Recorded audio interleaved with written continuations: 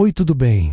Sejam bem-vindos ao canal. Era o ano de 1780 e Diamantina, Minas Gerais, uma cidade erguida sobre o brilho dos diamantes e o suor dos escravos. As ruas de pedra ecoavam com o tilintar das correntes e os gemidos abafados dos oprimidos. No centro dessa opulência cruel, vivia Ana, uma escrava africana de 25 anos. Trazida aos 10 anos de idade das costas de Angola, seu corpo marcado por chicotadas antigas carregava agora o peso de uma gravidez indesejada, fruto da violência de seu senhor, o poderoso capitão João Fernandes de Oliveira, dono de minas e almas. Diamantina pulsava com vida contrastante de dia. O barulho das picaretas nas minas ecoava como um coração batendo, enquanto à noite as luzes das casas grandes iluminavam festas regadas a vinho e música, ignorando o sofrimento nas senzalas escondidas nas periferias. Ana lembrava-se vividamente de sua chegada ao Brasil. O navio negreiro, um inferno flutuante, onde o cheiro de doença e morte impregnava o ar. Crianças choravam, adultos gemiam em línguas diversas, unidos pelo desespero. Ela, uma menina órfã, fora capturada durante uma raid em sua vila, onde vivia com tios que contavam histórias de ancestrais guerreiros. Agora, anos depois, aquelas histórias eram sua âncora. Os espíritos nos protegem, diziam eles. E Ana acreditava, especialmente agora, com o bebê crescendo em seu ventre. Um lembrete constante da brutalidade de João. O capitão João Fernandes era um homem temido e respeitado. Nascido em Portugal, viera para as colônias em busca de fortuna e a encontrou nos diamantes. Sua casa grande era um palácio de luxo. Móveis entalhados topites persos, escravos domésticos vestidos com farrapos limpos, mas por trás da fachada era um tirano. Espancava escravos por capricho separar, famílias, nos leilões, e tomava mulheres como Ana para satisfazer seus desejos. Você é minha propriedade, dissera ele na noite em que a violentou, sua respiração cheirando a álcool. Ana resistera, arranhando seu rosto, mas isso só o excitara mais. A noite do parto caía pesada sobre a senzala, onde Ana se contorcia, em dores lancinantes. O ar úmido cheirava a terra molhada e desespero. As outras escravas, com olhos cansados e mãos calejadas, cercavam-na com trapos e ervas improvisadas. Maria, a mais velha, uma mulher de 50 anos que vira gerações nascerem e morrerem em cativeiro, liderava o grupo. Segura, Ana, o bebê vem forte, sussurrava ela, cuja voz tremia como folhas ao vento. Maria havia perdido seus próprios filhos, um vendido para o rio, outro morto de febre. Sua sabedoria vinha de anos de partos clandestinos e usando raízes de mandioca e folhas de boldo para aliviar dores. Mas Ana sabia que não era a força o que viria, e sim uma maldição forjada no fogo da injustiça. Durante a gravidez ela sonhara com visões, rios do sangue, bebês chorando no escuro, espíritos africanos dançando em círculos de fogo. Seus antepassados a visitavam em sonhos, sussurrando vingança. Não deixe que te quebrem, filha, diziam vozes ancestrais. Ana, em segredo, realizava rituais, derramava água no chão da senzala, invocando Oxum, a deusa das águas, pedindo proteção para seu filho, João Fernandes, homem de olhos frios como os diamantes que explorava, havia prometido liberdade a Ana se ela lhe desse um filho homem. Mas promessas de senhores eram como poeira ao vento. Meses antes, ele a tomara à força na casa grande, rindo de sua resistência. Agora, com o parto iminente, ele observava de longe, bebendo vinho importado, indiferente ao sofrimento que causara. Em sua mente, o bebê seria seu herdeiro, um mestiço para continuar sua linhagem, mas ele nunca admitiria publicamente. Seus amigos mineradores zombavam. Mais um bastardo para as minas, João? As contrações intensificavam-se. A negritude não só de dor física, mas de uma raiva ancestral. O suor escorria por seu rosto, misturando-se às lágrimas. As escravas cantavam baixinho canções africanas para acalmá-la, ritmos que ecoavam memórias de liberdade. Mamãe África, proteja-nos, entoavam. De repente, um trovão rasgou o céu, e a chuva desabou como lágrimas dos deuses. Obeba Nassu, um menino frágil, com pele escura como a noite e olhos, que pareciam carregar o peso do mundo. Mas algo estava errado. O cordão umbilical enrolado no pescoço o sufocava. Maria tentou salvá-lo, cortando o cordão com uma faca. Enferrujada, massageando o peitozinho, mas foi em vão. O pequeno corpo inerte jazia nos braços de Ana, que chorava um pranto silencioso, misturado à chuva que invadia a cabana. Por quê? Por quê? Meu filho, murmurava Ana, apertando o corpinho, frio, contra o peito. Seu coração se partia em 1000 pedaços, cada um carregando o peso de séculos de opressão. João Fernandes irrompeu na senzala, furioso, acompanhado de capatazes armados. Maldita! Você matou meu herdeiro! Berrou ele, erguendo o chicote. O couro estalou no ar, atingindo as costas de Ana, que nem piscou. Mas Ana, com olhos flamejantes, ergueu-se como uma leoa ferida. Não fui eu, Senhor. Foi a justiça dos deuses. Mas ouça bem, por cada gota de sangue que você derramou, cada vida que roubou, uma maldição cairá sobre os seus. Nesta noite, 40 almas brancas recém-nascidas pagarão pelo que fez ao meu povo. Seus filhos, netos, todos os brancos desta terra amaldiçoada, sentirão o que eu sinto agora. O capitão riu, debochado, mas um calafrio percorreu sua espinha. Ele ordenou que arrastassem Ana para fora, acorrentada a um poste sob a chuva torrencial. As escravas, aterrorizadas, murmuravam orações africanas, invocando os orixás para a proteção. A noite avançava, e Diamantina, iluminada por lanternas tremulantes, parecia um covil de sombras. Enquanto Ana era arrastada, ela via as luzes das casas grandes, onde famílias brancas viviam em luxo. Que todos paguem, pensou ela. Enquanto isso, nas casas grandes espalhadas pela cidade, famílias brancas celebravam nascimentos. 40 bebês haviam vindo ao mundo nos últimos dias. Todos filhos de senhores de escravos,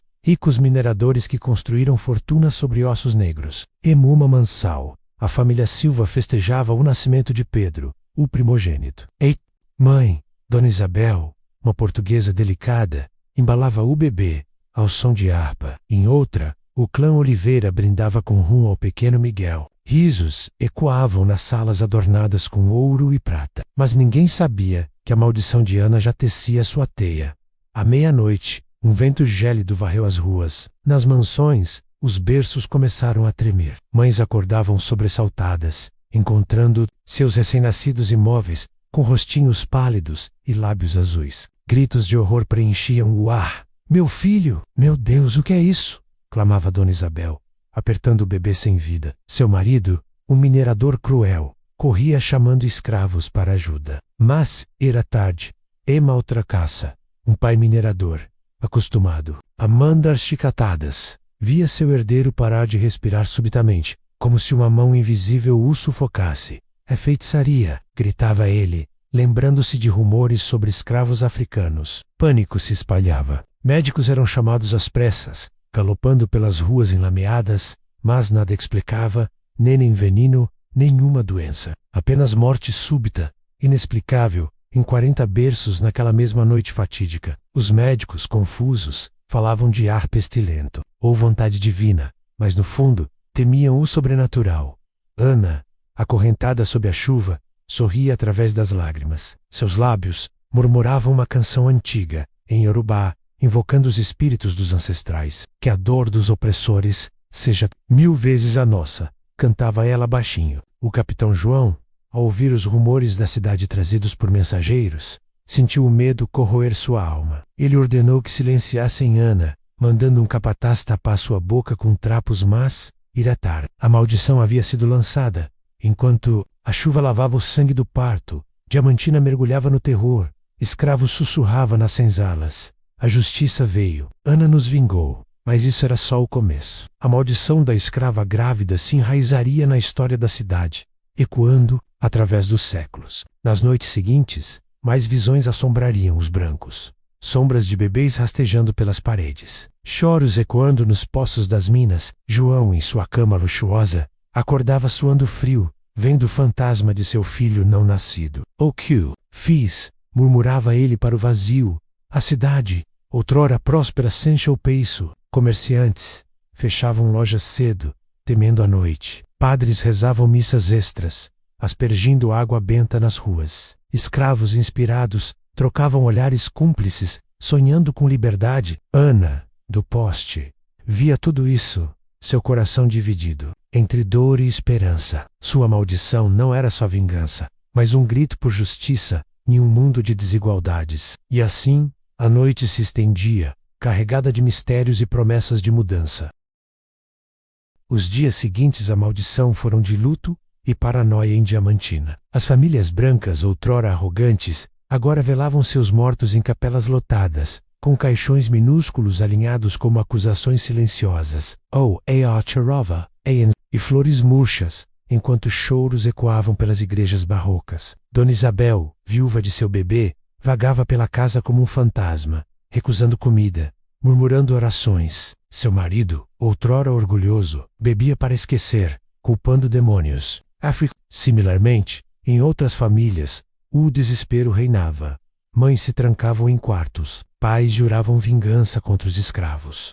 O capitão João Fernandes, atormentado por pesadelos onde bebês choravam em coro, mandou reforçar as grades das senzalas, temendo uma revolta. Seus capatazes patrulhavam dia e noite, chicotes prontos, olhos vigilantes. Mas o verdadeiro inimigo não era de carne e osso, era o invisível, o sobrenatural que Ana invocara. João, em sua sala de estar adornada com mapas de Minas, reunia amigos.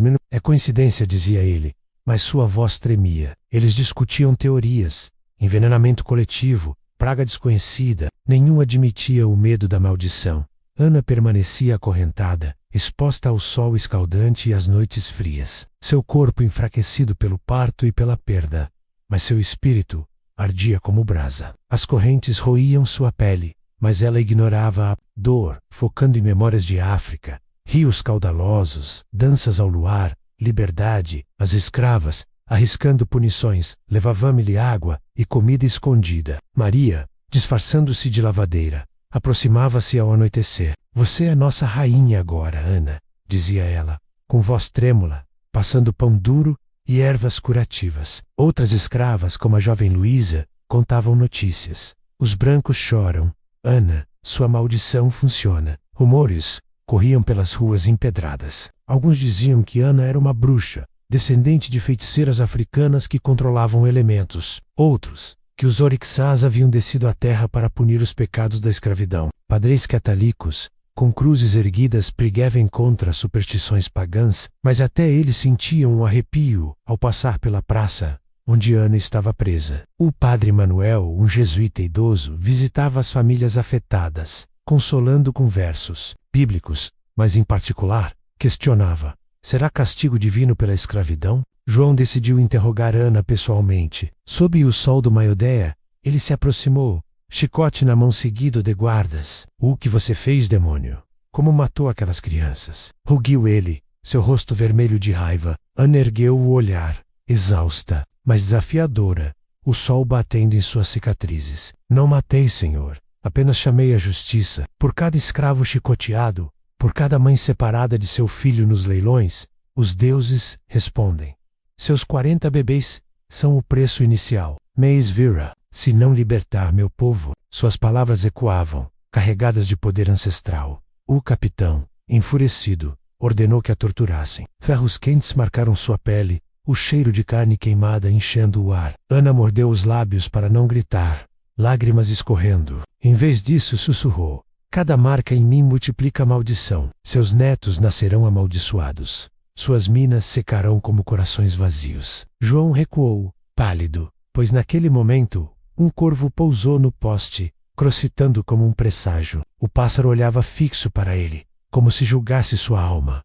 Enquanto isso, na cidade, o pânico crescia. Mulheres grávidas brancas se trancavam em casa rezando novinas, bebendo chás protetores. Um minerador rico, cujo filho fora uma das vítimas, enlouqueceu, jurando ver fantasmas de bebês nas sombras das minas. Ele vagava pelas galerias subterrâneas, lanternas tremendo, gritando por misericórdia. Escravos, secretamente, celebravam, nas noites, reuniam-se em rituais escondidos, batucando tambores baixinho em clareiras na floresta, honrando Ana como uma mártir. Cantavam hinos de liberdade, misturando iorubá com português, sonhando com quilombos. Mas a maldição não parava. Na semana seguinte, mais mortes inexplicáveis. Cavalos dos senhores morriam subitamente, relinchando em agonia. Diamantes sumiam das minas como se engolidos pela terra, deixando veios vazios. João, perdendo fortunas, via sua riqueza evaporar. Trabalhadores escravos sussurravam: a terra rejeita os brancos. Desesperado, João convocou um padre exorcista de Ouro Preto, o Padre Antônio, conhecido por expulsar demônios. O ritual aconteceu na praça, com Ana no centro, salpicada de água benta. "Saia, demônio!" gritava o padre, balançando incensários. A multidão assistia, misturada de brancos aterrorizados e escravos esperançosos. Ana ria fracamente: "O demônio está em vocês, não em mim." Durante o exorcismo, um terremoto leve sacudiu Diamantina, rachando paredes de igrejas, derrubando crucifixos. O povo gritava, correndo em pânico, achando ser o fim do mundo. Ana, inabalável, profetizava: "A terra rejeita vocês, libertem-nos ou pereçam." Naquela noite, sonhos coletivos assombravam os brancos. Visões de escravos libertos, dançando sobre túmulos. Rios de diamantes virando sangue. João, desesperado, considerou libertar Ana, mas o orgulho o impedia. Em vez disso, planejou executá-la. Publicamente, para acalmar a cidade, anunciou uma forca na praça central. Cartazes pregados em postes. Escravos murmuravam revolta, planejando o resgate. Maria, a velha escrava, infiltrou-se na casa grande, roubando chaves e venenos, organizando um plano com outros. Pela Ana, pela liberdade, juravam eles em sussurros. A tensão culminava. Na véspera da execução, Ana sonhou com seu filho morto, que lhe dizia: "Mãe, a maldição vive, use-a para a liberdade." Acordando, ela sentiu uma força renovada. E maldição evoluía, não mais só matando inocentes, mas despertando consciências. Brancos começavam a questionar a escravidão, escravos a planejar fugas. Diamantina, dividida, rumava para o caos, com Ana no centro como símbolo de resistência. A praça de Diamantina fervilhava no dia da execução. Multidões se aglomeravam. Brancos curiosos vestindo sedas e chapéus, escravos forçados a assistir como lição, acorrentados em grupos. O sol batia forte, suor escorrendo por rostos tensos. Ana, arrastada em correntes por capatazes brutais, subia ao cadafalso com dignidade real. Seu ventre ainda doía, cicatrizes frescas latejando, mas seus olhos brilhavam com fogo interior. Ela olhava a multidão, reconhecendo faces. Maria escondida entre escravos, amigos prontos para agir. João, no palanque elevado, declarava com voz altiva: "Esta bruxa pagará por seus crimes. Sua maldição é mentira, e sua morte restaurará a ordem." A multidão murmurava, dividida. Alguns aplaudiam, outros cochichavam medos. Enquanto o carrasco preparava a corda grossa, Ana ergueu a voz, ecoando pela praça como um trovão: "Ouçam, povo de Diamantina. Eu sou Ana, filha de África, mãe de um filho roubado pela crueldade branca. Minha maldição não é ódio cego, mas justiça divina. Por 40 bebês brancos mortos, lembrem-se das milhares de crianças escravas vendidas como gado, mães chicoteadas, pais enforcados por fugir. Libertem-nos, ou a maldição consumirá esta cidade, suas minas, suas almas." Suas palavras calavam fundo. Alguns brancos, tocados pela culpa, baixavam os olhos, recordando atrocidades vistas. Uma senhora idosa, viúva de um minerador, chorava. Talvez ela tenha razão. Escravos, inspirados, apertavam punhos, trocando sinais. De repente, Maria e um grupo de rebeldes irromperam das sombras, armados com ferramentas das minas, picaretas, facas, correntes quebradas. "Libertem Ana, liberdade para todos!" gritavam, avançando como uma onda. Caos explodiu. Tiros de mosquetes ecoavam, fumaça enchendo o ar. Pessoas corriam em pânico, tropeçando em pedras. Escravos se juntavam à revolta, quebrando correntes, atacando guardas. Brancos fugiam para casas, barricando portas. João ordenou fogo, mas seus guardas hesitavam, assombrados pela maldição. Menos alguns até desertavam, temendo retaliação divina. Um raio caiu próximo, incendiando o cadafalso, chamas lambendo a madeira. Ana, livre das cordas cortadas por um rebelde, ergueu os braços. "Vejam, os deuses falam. Os orixás lutam conosco." A batalha se espalhava pelas ruas, escravos libertando. Senzalas, incendiando depósitos de pólvora. Mulheres como Luísa lutavam ferozmente, usando panelas como armas. João, descendo do palanque, confrontou Ana no meio do tumulto. Você destruiu tudo, minha fortuna. Minha cidade, berrou ele, espada na mão. Ana, desarmada mas firme, respondeu: Não, senhor. Você destruiu vidas, famílias separadas, corpos marcados, almas quebradas. Agora, pague. Um escravo, vingando anos de abuso, o acertou pelas costas com uma picareta. João caiu de joelhos, sangue jorrando, agonizante. Antes de morrer, sussurrou: Perdão. A maldição era real. Com a morte do capitão, a revolta se espalhou como fogo. Senzalas foram abertas por toda Diamantina. Escravos libertos corriam pelas ruas, saqueando casas grandes, distribuindo ouro aos pobres. Brancos sobreviventes fugiam para Ouro Preto, carregando o que podiam. Ana, líder agora, guiava seu povo para as montanhas, fundando quilombos escondidos em vales verdes. Aqui seremos livres, declarava ela, ensinando rituais ancestrais, plantando sementes de uma nova vida. Anos depois, Diamantina lembrava a lenda. A escrava grávida cuja maldição mudou o destino. A cidade reconstruída carregava cicatrizes. Minas abandonadas, igrejas rachadas. Descendentes de escravos contavam a história ao redor de fogueiras, honrando Ana como heroína. Hoje, em noites chuvosas, dizem ouvir choros de bebês e canções africanas, lembrando que justiça, mesmo tardia, vem. A maldição, transformada em lenda, inspirava gerações a lutar contra a opressão, ecoando eternamente nas montanhas de Minas Gerais. Inscreva-se, inscrito. Ative os sininhos das notificações. Deixe o seu like, para que eu possa trazer mais conteúdo como este.